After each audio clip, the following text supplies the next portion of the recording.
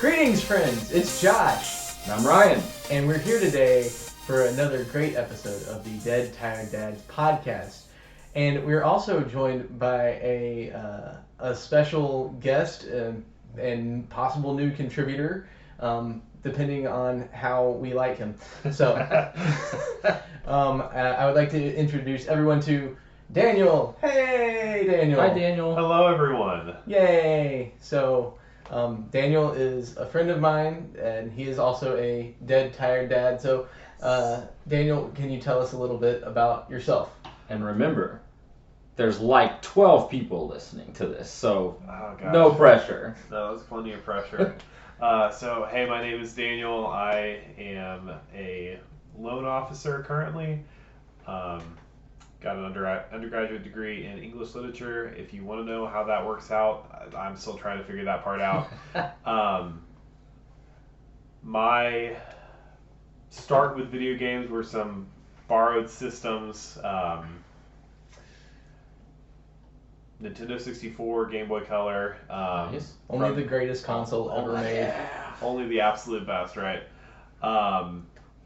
But from there, that's been kind of a nourishing hobby of mine for a long time, and I guess if I do say so myself, I've got some pretty strange taste in games. Okay, fair Nice. enough. Speaking of strange taste in games, anytime we have someone new on the podcast, it is a requirement that they list off their top 5 games, and then we judge them for it. So, True. All right, I thought long and hard about this. Tears were shed, papers were crumpled. I'm probably gonna go with like an archetype for each of my favorite types of games to play. fair enough. Starting off on this one is gonna be Chrono Trigger, just because it's got the Nice. nostalgia armor. It's got a near perfect story. The mechanics are fun. It's gorgeous. Fantastic. Now, Chrono Trigger, that was on the Super Nintendo. Super yes? Nintendo, absolutely. Okay, and that's an RPG. Yes. Okay, so Which means Josh Josh has never played it and will never play it. Got it. It's a great game. I know the game, but yeah. Secondly, I'm going to throw a little bit of tactics in here. Fire Emblem Radiant Dawn. I Love it. the entire franchise. If I could put the whole franchise in as a category, I would. And I'll be honest, there are games in the franchise that I like more, but that game was so polished, so fun to play, and had great replay value. So gonna give that number 2 spot on there to Fire Emblem Radiant Dawn. Now, Ryan, you're a big fan of the Fire Emblem I love games me as some well. Fire Emblem. So Yes, sir. we've got some common ground. This is good. All right.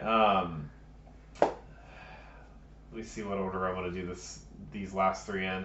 I'm gonna go with number 3 again. It's gonna stand in for a whole franchise, but this was my first entry into the Legend of Zelda mythos. I adore Link's Awakening. Link's Awakening. It Nice. is a bizarre game. All of the Game Boy Zelda games were super weird. I love every single one of the Game Boy Zelda games. But that one was the first one I played. I think I was 6 when I started it, and yeah, there are obviously better Zelda games than that. Obviously. But that is such a special place in my heart for that reason. Fair enough. Fair enough. So Zelda also made it onto. So Zelda is on all 3 of our top 5. So in some way, shape, or form, and we did recently. If you want to go back, you can listen to the Tears of the Kingdom podcast that we did several months ago, which was a lot of fun. So Zelda, Fantastic. we are fans of Zelda here. I love that. Number 4, man, I think I did the same thing for all of us. I love the whole Pokemon franchise. Yes. Pokemon Gold was probably one of It's my a favorite great game. It games was a on great the Game game. Boy Color. I mean, Come to the dark side, Josh. I don't know. Come to the dark I side. don't understand it. So, I mean, I was all of 8 years old when I was going through that. The day-night cycle blew me away. Oh, The that new was so designs cool. were amazing. I'd just gotten off the high of playing Red and Blue. So it was like, literally, this is the coolest thing I've ever seen. It felt like an actual expansion, especially since you could go back and revisit parts of a game world you just cleared. I didn't feel the same way about Ruby and Sapphire or really any game after, as much fun as I had with some of those later titles. So that was like, for me, just primo Pokemon. Gotcha. That day-night cycle was just mind-blowing to me. It was just like, it was so awesome. It felt fresh. I have no idea what you're talking about, so that's fine. I'm sorry, I don't understand the Pokemon games. I don't get it. It's just I don't know.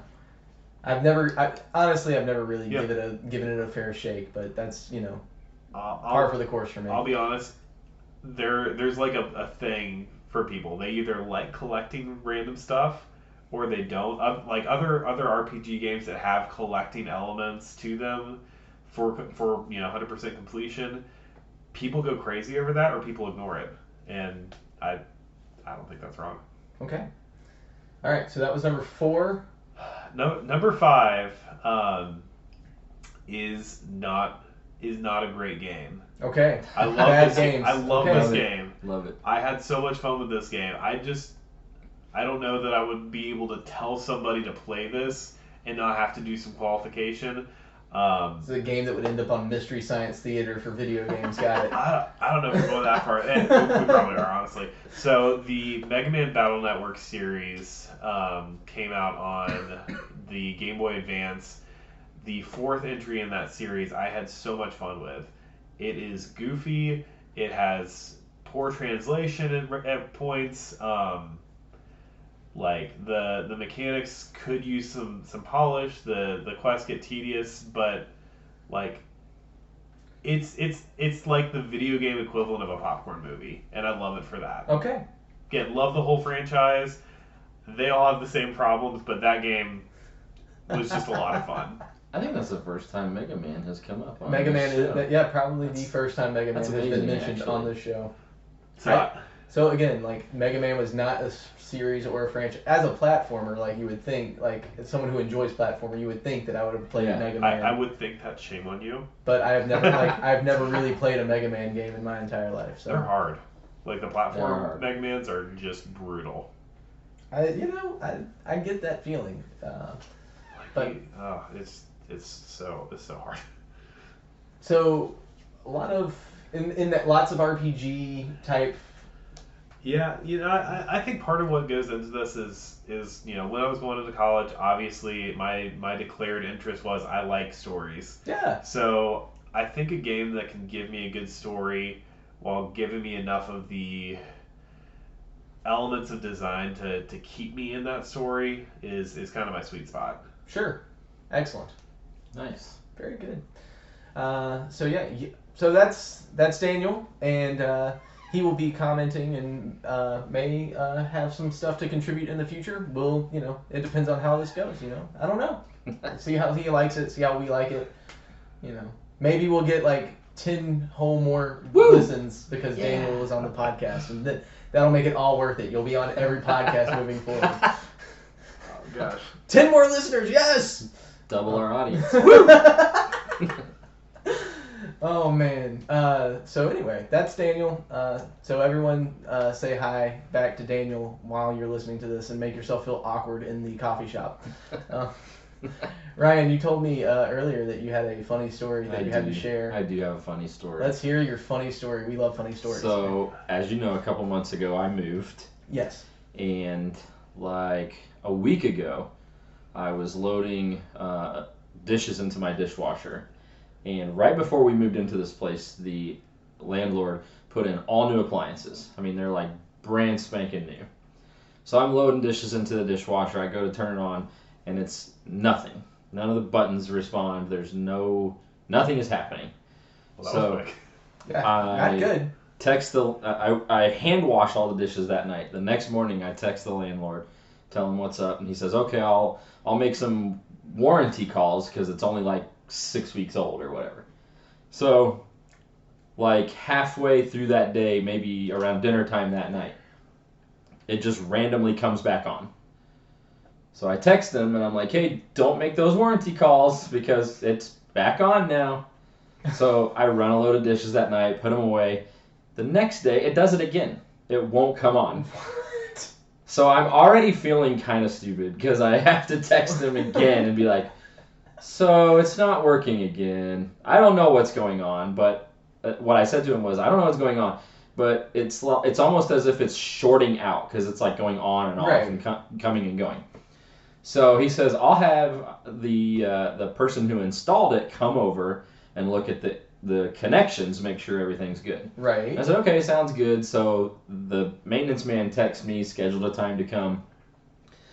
That night, I go to get something out of, like, underneath the sink, and I see that the power cord is, like, half dangling out of the wall. So you would think someone with many years of electronics experience Right. would do step one. Make sure Is it plugged the in? device is plugged in. Yeah, you would think that someone who worked at Best Buy would know. You would think. Would you know would Turn it on and think. turn it back off. Yeah, You no, would think. That's on that level. Oh my god. So I Oddly have to enough. text the landlord and be like, well, I know what the problem is. It's not plugged in. And that was like my fourth text to him, so I'm just feeling extremely stupid at this point. Because it's always a good time to talk with the person that owns where you live. Exactly.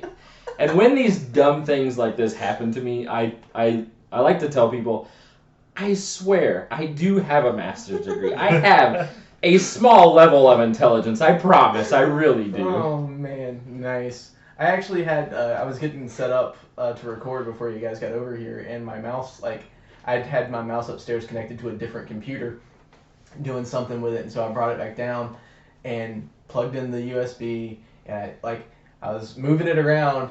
It wasn't coming, like, the screens weren't coming on. It wasn't showing up on the screen. I was like, what is going on? So I unplugged the USB, plug it back in into a different USB port, and then it comes on. I'm like, okay, that's it. And then I'd start I'd flipped it on and flipped it off and a couple times, and then as I was moving it, it just froze, and so I had flipped it back off. I flipped it back off and moved the USB again to see if something was going on, and I tried to move it and moving it, and it's not doing anything. I had forgotten to turn it back on. Yes. So I'm not the only one. Yeah, no. Good. I also Good. had to change the battery, so there was a step in there where I did that. So, yeah, no, it happens to the best of us for sure. So. Step one, plug it in. Plug it in.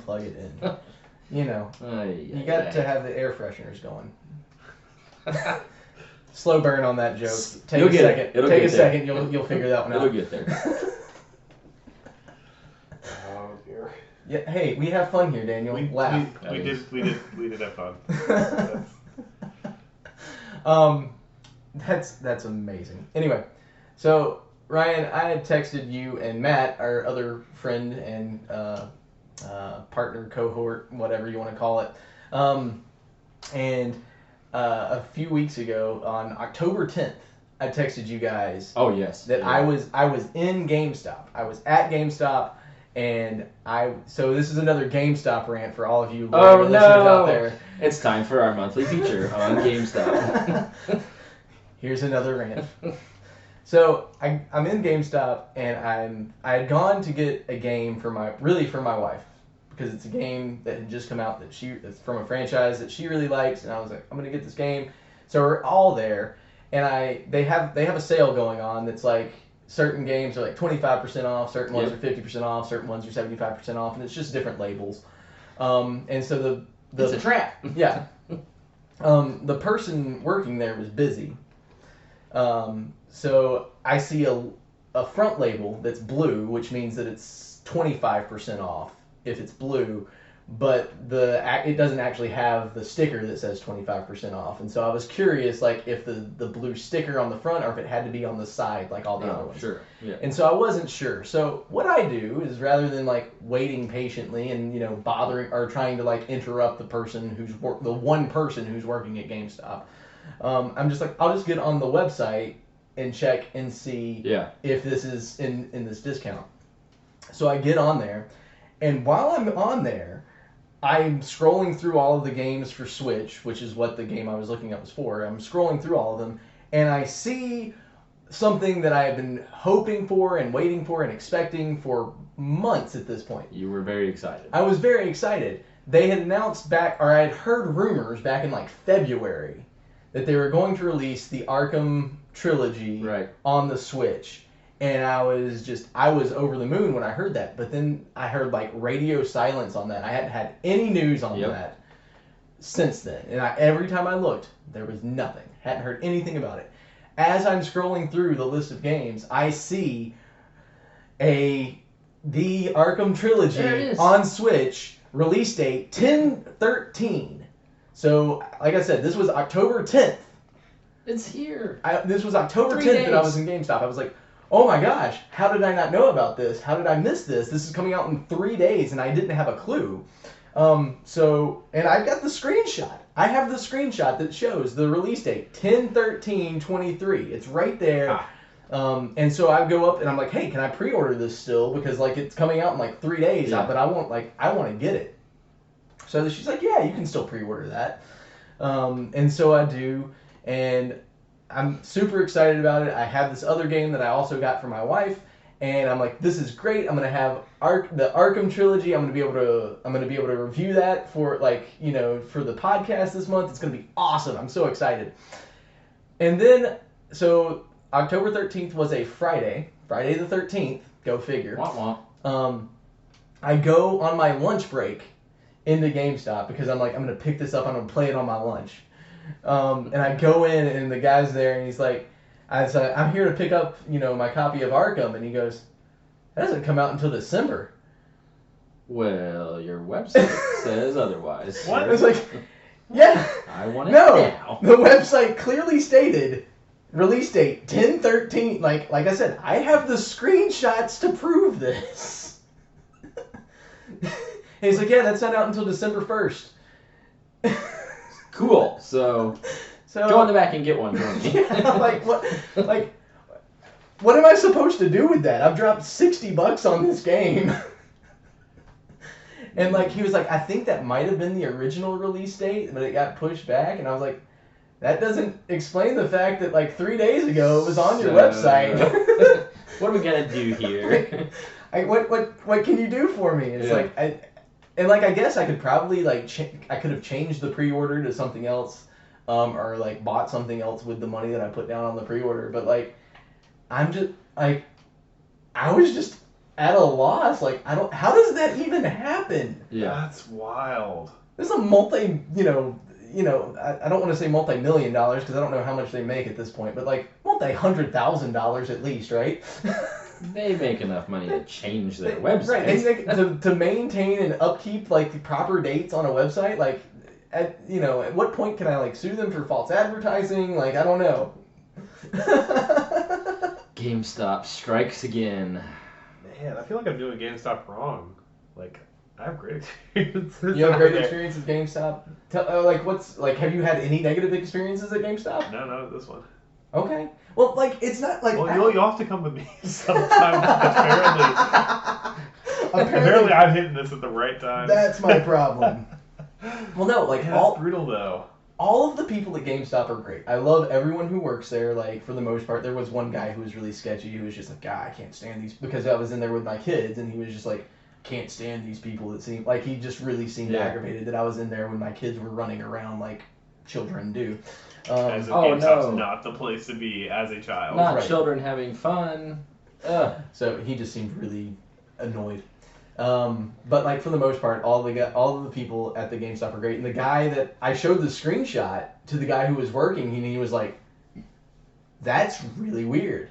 And he took a picture of it and was like, I'll send it, I'll send it up, and I'll, but again, what am I supposed to do in that situation? To be fair, all of our negative stories are not the people there screwing up in any way. It's always the website being wrong or your delivery not coming on time, stuff like that. Gosh, I forgot about the Metroid Prime debacle. Oh, that's heartbreaking. Yeah. No, you can go back and listen to that episode. But I went on the same thing. I went in on my lunch break to get my copy of Metroid Prime, and he was like, "Yeah, it's not in yet." It's what do you mean it's not in? Stop saying that to me. our armored helicopter didn't get in on time. Like, yeah, FedEx Probably hasn't the dropped it off helipad. yet. Like, why are you waiting for a delivery on a pre-order game by FedEx? Like, that doesn't make any sense. If you pre-order something, it's supposed to be here the day it releases. The time you open, it should be here. But that's just my opinion. I don't know. Call me crazy. Crazy. Anyway, all that to say, I did end up buying a game and playing a new game because the game that I was buying for my wife was the remasters of Pikmin 1 and 2. Okay. Now, a couple months ago when everyone was out and we were trying to scramble to find someone to fill in, M filled in, and she talked about the Pikmin 4 demo that was out on the Switch at the time. That game has released. She has played it. She's beaten it already, and Wow. yeah. So she needs to come back on the show. And talk about the full talk version. about the Yeah, full game. for sure. Sometime, maybe. Hey, you hear that, babe? Yeah. Yeah. Oh, Yeah. so our research department has just informed me that the original release date for the Arkham games was in fact in October. There you so go. It's wild, But- man. that again, how they don't update that on their website blows my mind. You would think. You would think. But anyway, so she talked about the rolling it back to Pikmin. She likes the Pikmin franchise. I have never touched a Pikmin game in my entire life. So there was a game on Sega that reminds me of Pikmin that I thought, like when I first heard about Pikmin, I thought it was like that, like from the Genesis.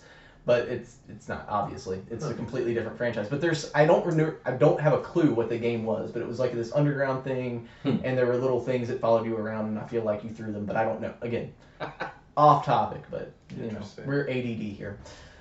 So anyway, I've never played Pikmin before, and so I had a game. I had to have something to review. I thought it was going to be Arkham. And it's not going to be Batman. It's not going to be Batman, unfortunately. It is going to be Pikmin. So I've been playing Pikmin 1, and it is a hard game to get into. Like, it is a very frustrating game to start playing. All right, I have questions. Okay. Because I'm not being facetious when I say this. I don't think I know anything about Pikmin. Fair If enough. you told me right now it was the exact same type of game as Call of Duty, I'd be like, oh, okay. I didn't think that's what it was about. But that's how little I know. I don't know anything about it. Turns out there is no murder involved in Pikmin. That is actually not true. I take that back. Yeah, I was gonna say that's questionable. There's actually lots of murder involved in Pikmin. There is no, well, no, I guess it is kind of like Call of Duty now that I think about it. So, There's no blood. tell us what it's about, Josh. So anyway, in the first Pikmin game, you are Captain Olimar. You are a strange space person who crash lands on an alien planet. Okay. And on this alien planet, you find this little thing that starts following you around. It's called a Pikmin. Ah. And or that's what he ends up calling it, is Pikmin, because they grow in the ground and he pulls them out and they're little men that follow him around. Okay. So There you go. the real goal is so as you crash land, because you crash land on this planet, you've lost all of the pieces of your spacecraft. Of course. So the goal is to collect all of your pieces back. But So you can go home. Got it. So you can go home. Yeah. Exactly. But you cannot pick up, because you're just a tiny person. It'd be like a regular human trying to pick up pieces to a spacecraft. You can't do it. Wow. So you have to collect Pikmin to help you to Do the that. work for you. Yes. Gotcha. So there's Okay. there's some questionable themes going on here, clearly. Does but- it sound like child labor? A little bit.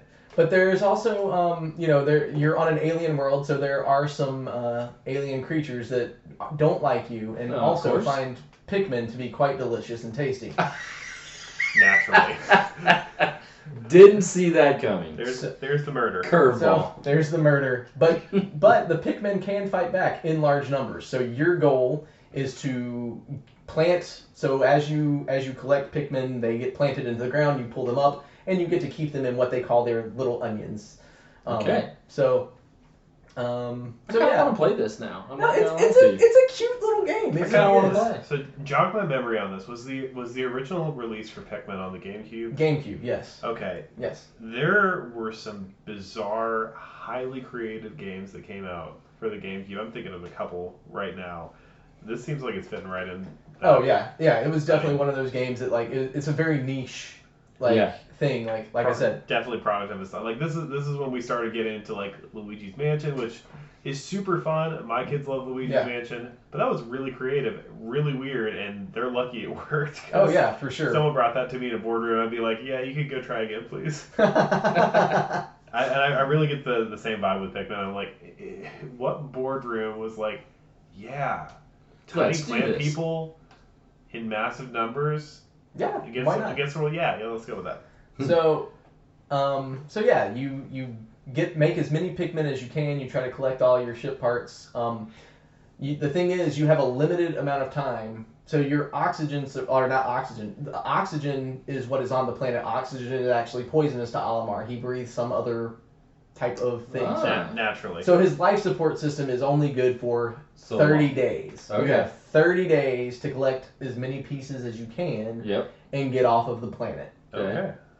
A day usually lasts, I meant to time this, but I never did. I think a day is like 15 minutes. Okay.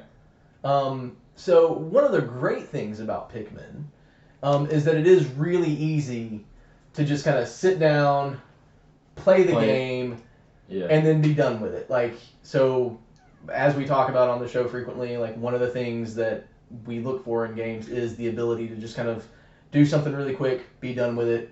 But it is all, and the other thing is that it's easy to kind of just pick up wherever you left off. You're not going to forget how to play the game for the most part. Some of my frustrations with it, my wife was talking to me about this and asking me if I was going to talk about it on the show, and she basically said, "Are you just going to like complain about Pikmin on the show?" Because for me anyway, the first like 10 days is nothing but frustration because the Pikmin won't do, like, they just kind of follow you en masse. Okay. Like, so you're walking along, they don't like follow right behind, like they're just kind of like, they kind of like crowd around you and they kind of like spread out and you can only have 100 out at a time. But like certain things will kill certain Pikmin. Like fire is dangerous. Like, so there are 3 different colors: red, blue, and yellow. Sure. Yeah. Fire, like the red ones are okay with fire, but the blue ones and the yellow ones will be killed by anything that's fire. The blue ones are okay in water, but everyone else drowns in water. Like, naturally. So, like, anytime you find yourself around water, if you're walking along and you've got a mass of Pikmin and one of them happens to end up in the water, it immediately becomes a freak out thing of, like, trying to turn around to save the one Pikmin, like, so that he doesn't drown. And my wife is very concerned. Emmy is very concerned about the life of her Pikmin. Sure. So she is very much you have to save all of the Pikmin, you have to, like, whereas I was just like, I can plant more. I've got 97 others. What's the big deal? I can plant more. I will get more of them. The goal is to get as many ship parts as I can in one day, right? Yeah. Like, and so it's just like I'm on the march, and M's like, the babies. Sorry, babe. I love you. But I mean, it's just anyway. But my frustrations are like trying to get them to do what I want them to do, trying to control the things in the way that I want them to, like, they don't go the way that you expect them to, like, so one of the way that you plant more Pikmin, you have to gather either animals that you've killed, or they're like little tokens that have numbers on them that will be like so if it's got the number 1 on it, if you take it back to what's called the onion, where the Pikmin live, it will plant a seed it will plant 1 seed from that token of 1. And then various animals that you kill, you can also take back to the onion, and that will also plant seeds, and you can gather them up, and that's how you grow your Pikmin. So yeah, like it was just a very frustrating experience getting started with it. Yeah. And just certain things about it just don't function the way that I want them to. Now, granted, this game is like 20 years old at this point. Like, don't say that. Oh, I don't know when the original Pikmin came out, but I'm pretty sure it was around 2003 or 4. It was like 2001. Okay, when they started development. Yeah. Oh, that hurts. Yeah, so it was like 20 years ago that the game came out. So, like, understandably, there are some little quirks about it. Yeah. But as I played it, as I figured out, okay, this is how I need to do this, and then I have to make sure that I have X amount of this Pikmin, this color Pikmin, to go out and do this, and I can do this. It got more fun, and it became a more relaxing, enjoyable experience. And there's some puzzle. Everyone knows who Josh listens. loves some puzzle games. Josh loves puzzle games, so there are some puzzles to solve and some things like that where you're trying to figure stuff out. And so I'm on day like 29, and I have 29 parts of my ship. So there's 30 parts missing. So I'm on day 29. I have 29 of the 30 parts that I'm missing, so I'm on the final. Oh, nice. I'm on the final boss. And the cool thing about it is that there are a lot of ways to kind of go back and to go back to previous days to try to 100% the game if you want to. Different things that you can try, like, so if you screw up, you can just go back to your previous save. Oh, yeah. And just kind of start the day over. Or you can go back to another day. If you think, oh, I can get that part and that part on the same day so that I don't end up taking 2 days, you can go back and get that taken care of. So, overall, there are some growing pains and some frustrations in learning the game in a way that makes sense. But like I said, as I'm on the last thing now, I'm trying to get the last piece, and I actually kind of like it. There you go. So if you give it a chance, maybe you will too. I don't know. Like I said, it took a lot because there were definitely points where I was ready to like launch. Like I was throwing controllers just about. Just out of frustration. It was just like, this is stupid. I hate this game. Yeah, but no one's ever put a Joy-Con through a wall. That's not like what they're there for or anything. Are you speaking from experience? I admit nothing. Okay, fair enough. So yeah, that's like I said, it's a fun family game. Like my kids, my daughter loves watching my wife play. She likes watching me play. So it is, while it's not exactly violence free, it is not Call of Duty. So you can play it in front of your kids. There you go. There's no real language or anything like that. There's a lot of text, but. Nice. As is often the case in some of these older games where it's trying to manage, balance here's a loose story, but we're not going to hire voice actors. Yep. So on that front, I'm hearing definitely some pain points. Definitely had a lot of fun towards the end. Something I'm wondering about, what do you think the replay value is? And 2, it seems like this has got a pretty non-linear progression. What was your take on how the game progressed? So yeah, so there is a lot of non-linear aspects to it, but there are like 4 different areas that you can go to that your parts are. So like you start off, you can only access one of those areas, and until you gather X amount of parts, you can't get to the next area, and then you have to get so many more parts before you can get to the next area. Gotcha. So each day you leave the planet and go up into orbit, and then you can choose which landing site to go to. So it depends on kind of like what you want to do. As far as that is concerned, so there you don't have to go to the same spot and get all the pieces there before you can move on to the next spot. Now, before you unlock the final place, you do have to have 29 of the 30 pieces. So, gotcha. Replay value, I would say it depends. My wife has played this game a ton. We have our GameCube upstairs. So before I got this for her, the reason I got this for her is so I could bring the GameCube back downstairs and free up that space up there, because she has the GameCube is upstairs so that she can play Pikmin. So she's played the games a ton, and part of the thing for her is like I was saying, I can do this better. I screwed up on that day. I can do it better. And so she often doesn't actually beat the game. Hey, that's something that we have in common. Hey. I still hope to beat the game. So I haven't given up on it yet, but I haven't. You will. Daniel, if you don't know, I don't know how many of the episodes that you've listened to, but I have a reputation for not finishing games. So I've logged like 200 some odd hours into Tears of the Kingdom. I was just getting ready to say you will finish Pikmin, and then you will finish Tears of the Kingdom. I like this year beat Breath of the Wild. When was that released again? 2017. Yeah. So I'm on the last boss of. I still haven't beat Cyberpunk either, so there's that too.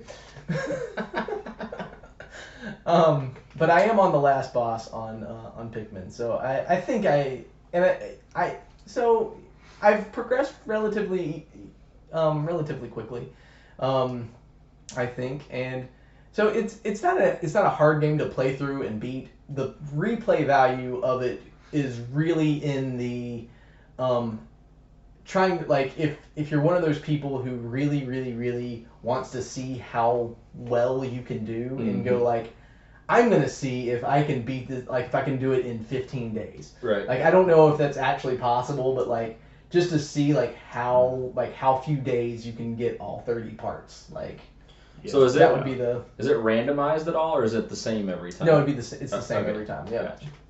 And the parts, like, it doesn't matter like which parts you gather as long as it's a part. Right. Gotcha. So it's not like you have to have these 5 specific parts before you can do it. It's just you have 5 parts. Congratulations. Yeah. Gotcha. I'm sure there's people out there that are into that. If it's possible to speedrun a game, there is a speedrunning community somewhere out there. Absolutely. So I would actually be curious to know what is the fastest amount of time that you've been able to do it, because you have to. Yeah, no, I don't see any way you could do it in less than 20. But I don't know. This is my first playthrough, and I feel like I did really well. And got it in to be on day 29 and be on the final boss basically. So, and really I was on day 28 and got to the final boss, but there was some stuff that I wanted to unlock on the planet, and I didn't want to lose all of my Pikmin and have to unlock all of the stuff again and go back to the. So, I ended the day on day 28. So, I managed to get 29 of the 30 parts in 27 days, basically. Okay. So, I feel like I did pretty good. Maybe not. I'm sure that's respectable. Yeah. I have no context. we'll let you have it. Yeah. Everyone just congratulate me. Yeah, good job. You have no idea. Thank you. Appreciate it. So, that's Pikmin. Any other questions or? There you go. Pikmin. Yeah. No. Nothing. Good deal.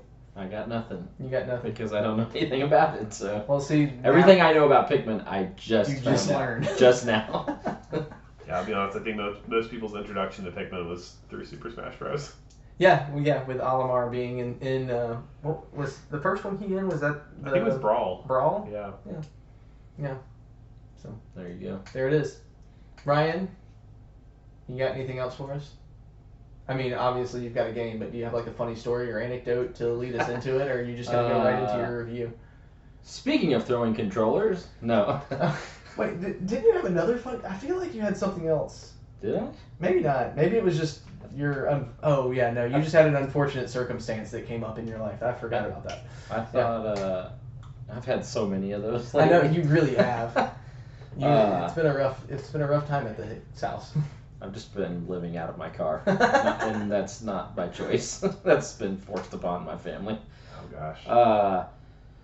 No, we've just been on the road a lot. We've been traveling to many states, and we went to, for the first time in 8 or 9 years, we attempted this crazy thing called a family vacation, and we were going to Colonial Williamsburg, Virginia, Place I'm quite familiar And with. Josh is very familiar with. He gave me many pointers on places to go and stuff to do. It's a fun place. And halfway, we literally could not have been more at the halfway point. Halfway there, every light and bell and warning that my car could give me started happening all at once. Oh my gosh. In the middle of the mountains of West Virginia. So to make a long story short, the problem was our spark plugs were about as black as these microphones in front of us. They were very, very past due. So good grief. we found a dealership that could change them for us, and they got us back on the road. But it was like a 6 to 9 hour detour. So Oh my goodness. yeah. The worst. So, and that was just one of the 3 times recently Right. that we were forced to be in the car unexpectedly. Yeah. But For another 6 to 9 hours Yeah. than we were expecting. so, anyway, that's just one of my series of Yeesh. unfortunate events. But I've been playing a game I've talked about on the show before, XCOM 2. Okay. I've been playing it on the Switch, and the reason that I joked about throwing controllers is because I rage quit this game and I am done with it. Oh, Like okay. forever, then. forever. Yeah, I'm Okay. done. I hate it. I love it and hate it, and it's just stupid. And I'll play it again, but I'm never gonna play it again. And it's one of those things. Okay. To set the stage for this is an alien game. Yep. Third-person shooter. More like third-person turn-based strategy game. Okay. Yeah. So the concept is aliens have essentially taken over Earth to the point where they've brainwashed most of humanity into siding with them. Okay. And you're the commander of a very small resistance. Right. Okay, I'm recalling this from the previous episode. Yes. The premise of the game is you're trying to win Earth back, but you're fighting an uphill battle. Right. Essentially. So it's turn-based, and you have already super annoying for Josh a is lot out of people. already. Josh is For done. some people in this room, it's already a really, really stupid thing. It requires a lot of I like strategy games. This one requires a lot of strategy. I think I'm pretty decent at strategy games, but I struggle with this one. This is the one that okay, yeah, I'm remembering these things. Go ahead. Sorry. And it's so on top of it being a strategy game, it's also intentionally difficult just for the sake of difficulty. Oh, one of those. For example, you'll have your sniper rifle and it'll say 98% chance to hit. You are not hitting that shot 98%. It's just if it says 98%, it might as well say 0. Don't take the shot. Wait till the next turn. It's just stupidly difficult like that. So it's just it's super frustrating. I played it for probably 2 to 3 weeks, and I just kept getting to a point where I couldn't go any further. Part of the strategy is you can have 4 to 6 soldiers in your squad at a time, but you always have more than that, because if they get wounded in battle, they're literally wounded and out for a period of time. Right. You have to wait so many turns before you can bring them back. Well, and even in between missions, it'll say gravely injured, out of combat for 28 days or something. And so of course there's not 28 days between your next mission. That's only as much time as Olimar has to get off the planet. Exactly.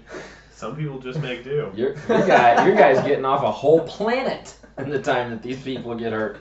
So part of your strategy is not always just relying on your 4 to 6, but having others. Yeah, you can't just get trained and your tank and send them out there every time. So yeah, it is a really fun game, but it's a very difficult game. Even on the lowest difficulty, it's very difficult. Gotcha. And it got to a point where I was more angry than I was having fun, and I was like, no, that defeats the whole purpose of my free time. So. Yeah, the purpose of games is to have fun. If Yeah. your game is not fun, then it's not Wrong. a good game. Yeah. When I realized how angry I was like, nope, I'm done. I'm not gonna play. I'm not gonna spend my time. That's one of the things that I feel like a lot of games kind of fall into, the trap that games fall into of just being Like, hey, like let's just make a hard game, and it's like, why? Yeah. Like, why? I mean, I'll be honest. Not to throw punches here. I feel like this is a trap a lot of platformers fall into because it's, for lack of a better word, a feat of athleticism to get through a lot of those courses. Yep. Yeah, sure. No, I mean we're doing finger gymnastics here, so it's a little bit different. But with a strategy game, what surprises me is that they're going down that route. Because in my experience, what makes a strategy game a really good candidate for high replayability, high amounts of fun, is the fact that there's a bunch of different ways to solve the problem. Yeah. Right. And correct me if I'm off here. It sounds like part of the issue is they're making it really, really difficult to do things multiple ways. It sounds like there's like one solution to the map, and it's really, really difficult to do, and you just gotta beat your head against the wall until that happens. So you're partially correct. So you can save as many times as you want. So I would save like every turn or every other turn, partially because it's like, okay, that didn't work. I'm going to reload and try something else. Yeah. But another reason I would do that is because I would take, a small amount of damage, and it's like, oh, well, after this mission's over, that person's out for a month. So it's like, even when you win or beat a mission, you don't feel like you won. It's like, okay, 3 of my best soldiers are out now, and I'm behind. I'm behind again. I'm already losing again, even though I just won, type of thing. So the replay value is really high because there's a couple main story missions where it's always the same, but I'd say 70% of the missions, the map is randomly generated each time. So I have started this game 3 different times, and the main gist of like, go rescue this village is the same, but the map is entirely different. Gotcha. That's pretty cool, actually. So yeah, it's really like there's a lot going for this game. It's just for whatever reason they decided to go down that route of make it difficult for the sake of difficulty. Well, and was this a re-release of like the original XCOM games, or is this like continuation of the franchise? This is a continuation. So this is XCOM 2. Gotcha. And I have it. So I bought it on. I originally played it on, I think, PS4, and I bought it on Switch because it seemed to me like a really great game for Switch. Yeah, because it's something you can take with you, and you don't need to. Like shooting games don't really go well on Switch if you're playing portable because it's just not really designed for that. So I got it on Switch because it seemed like a really great concept for Switch. It's turn-based strategy. You don't have to, have a lot of quick moves. You can take your time with it. So the Switch version comes with all of there's like 2 or 3 expansions. Gotcha. And it comes with all that. So that's why, because I've spoken before on this show about how I really don't like to repurchase games. But the Switch version came with 2 or 3 expansions that I didn't have. So I was like, oh, okay, I'll do it. Sure. Add value right there. So, that makes sense. I really want to tell people to play this game, but I'm just so frustrated by it. Like, well, no, it sounds so. It's one of those things. I'm just kind of thinking through like some of the games that I've played that are like that are just like, this game is just hard and it annoys me. But like a lot of those games that are coming out now, like the Dark Soul like type games, that one's where hard it's just for like hard's sake. It's just hard to be hard. Yeah. But you have at least some form of compelling story. Like I talked about the Jedi game. That came out. I can't remember what it's. Yeah. But the Jedi something with Cal Kestis. I can remember that. Jedi Survivor, but I don't. Survivor, I think, is the new one that just came out. Anyway, God, I'm a terrible person for not being able to remember it. It's what happens when you get old, kids. Anyway. That game was incredibly difficult, like to the point where I was like, like I had to lower the difficulty on it because I started off at like normal difficulty and like I had to lower it to easy because I was like, this is just stupid hard.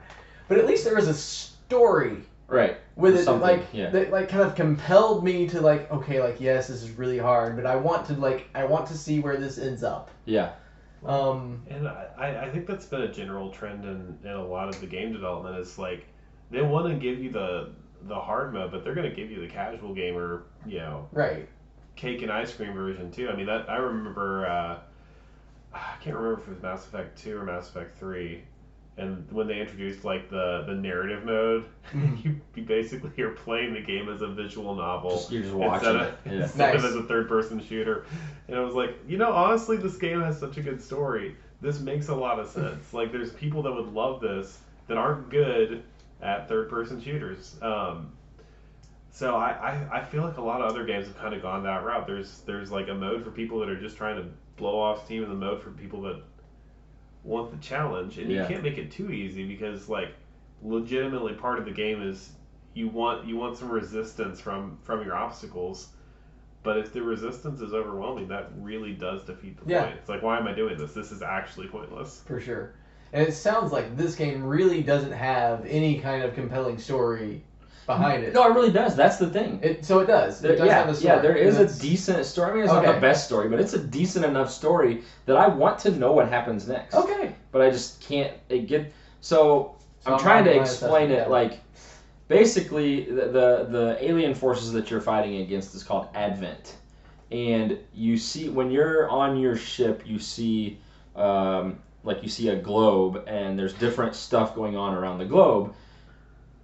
And it'll say, like, if you complete this mission, you'll delay Advent, like, wiping out Earth, essentially, by so many days. Gotcha. So you do different things to buy yourself time and to push them back, so to speak. So you're pushing back the destruction of Earth. Got it. And then there's also this red bar across the top that's like, I can't remember the name of it, but it's like the doom clock, basically. It's like, if it gets to 5 squares or whatever, it's game over automatically, no matter what. And so there's different events that pop up that you can do, and there's characters involved with backstories. Actually, one of the hardest things for me is every single soldier you have and recruit, if you want to, you can go look on their like information page, and they have backstories like joined the resistance because lost his wife to Advent, and it's like, oh my gosh, I feel for that person. And now you've killed him. And then they're dead because of my decisions. No pressure. It's no pressure. So there is like enough of a story that I want to know what happens, but it's just... So have you ever just like been like, forget it, I'm just gonna play through and like let the Advent... I'm just gonna let him win. I'm just gonna join Ad. Have you ever done that? I have not done that. So like, I think that's what you need to do is like, just play through like, and maybe there's like... I'll save everyone by just... Well, maybe it's... Giving in. Maybe it's the case that it's so hard... Because like you're supposed to lose, like one of the bosses you and then like that unlocks the next part of the story that is actually easier. Maybe that's your problem, Ryan. You haven't been demoralized enough to lose. I always forget about that part of video games where you intentionally lose. Well, have you played Doki Doki Literature Club? No. Oh man. Okay. What am I about to get into? Man. No, okay, never mind. New special episode coming up soon. Yeah, very soon. So next time Daniel joins us, he's going to be talking about Doki Doki Literature Club. Got it. Yes. And we will discuss. You can't look anything up on it. Okay. You cannot look anything up on it. It's true. It's not allowed. I promise you, if you look anything up on it, it will ruin the entire game for you. Do not look anything up on that game. No pressure there. Don't do it. Okay, so now I get the joy of sitting on this side of it because at first you were telling all these things to me and I was like, what is the big deal? But now I get to sit on this side and I'm like, yeah, he's right. You literally cannot look anything up on it. Do you have I have the Switch version. It's the best version of it is to play it on PC. Like you have to play it on PC. So if you need to borrow it but like it's a free game, completely free on PC. I was gonna say I think it's free on it's free on Steam. Steam, yeah, I think. Yep. So dust off my Steam account. yes, you should. Like you need to get like you could go home tonight and play it and beat it, and we can talk about it tomorrow. That's true. Depending on if you're a night owl, yes, you can do that. So anyway, so I can't say what I was going to say. That's true. In regards to that, but yeah. But I understand where you're going now. Yeah. I'm with you. Yeah. Cryptic. Sorry. Yes, that's it, Josh. That's the answer. I have to give up. Okay. Yep. Yep. You should give up and just try let them conquer Earth and see what happens. That's my opinion on XCOM 3, a game I have not ever played and will never play. So. I have a friend who is the one who introduced me to this game, and he has beaten it a couple of times. Oh, so you know that's not the way to do it. So I know that's technically, at least it's not the only way. But yeah, even he kept encouraging me to stick with it, but he understood why I quit. And he's like, I get it, man. I can't talk you into playing it because it is frustrating. Yeah, it sounds like it's really dumb. No offense to that guy. One of the tips he gave me actually was never fire your gun unless it says 100% chance to hit, because you're gonna miss otherwise. Which is just, what kind of algorithm? That's not a fun way to play a game to me, because no. Yeah. But anyway, that's wild. That's what I've been playing, and cool. A couple days ago I started something different, which I'll talk about next episode. Sweet. I will also have a new game to talk about next week or next month, and if Daniel joins us, he will be talking about Doki Doki Literature Club. It is decided. You know what you won't talk about, Josh? Council has spoken. You know what you won't talk about? I know exactly what I won't talk about in the next episode, because I've got to wait another month for it. It won't be Batman. It won't be Batman. You know what? I'm frustrated about that too, because my whole plan for Batman I know. was, oh yeah, Josh will buy that, and then I'll borrow it from him when he's done with it. Tragic. Well, and if you've been with us for a long time, everyone, like I've said this before, like the Arkham games are in my top 5. You love those games. And my top 5 are, the way I kind of compiled mine were games that I would buy if they were ever released. Like I would buy them again, like every single time. I will buy that game again. You love those games, and rightfully so. I only beat the first one, and it's a great game. Those are fun games. Yeah, no. So I don't know. That's definitely not what I will be talking about. But I have something in mind, so this is good. There you go. But anyway, anything else to add for the good of the whole, gentlemen? Nothing for me. No? Daniel, thank you so much for joining us. Do you like any final words for your first episode on the Dead Tired Dads podcast? Man, I'm tired. You're tired. I'm tired. Yeah, it's that late. fits. That does fit in with the thing here. So we thank you so much for listening to this episode of the Dead Tired Dads podcast. You can do all of the things. Do all the things. Like, subscribe, follow, share. Please share. And if you have the means, sponsor us. Yes. Woo! Thanks again for listening, and we will catch you on the next episode of the Dead Tired Dads podcast. Bye.